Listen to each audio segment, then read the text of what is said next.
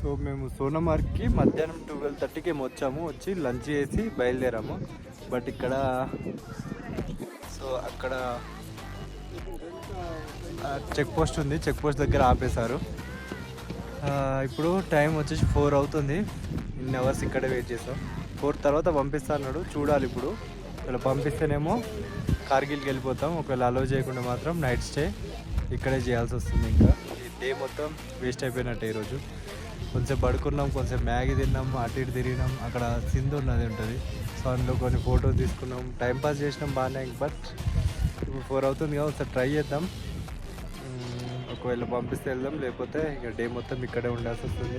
పంపిస్తే బెటర్ వెళ్ళిపోవచ్చు, లేకపోతే మాత్రం బిస్కెట్ ఇక్కడ ఉండాల్సి వస్తుంది. నైట్ స్టే చేయాలి. కానీ నైట్ ఇక్కడ టెంపరేచర్స్ -లో పడిపోతాయంట.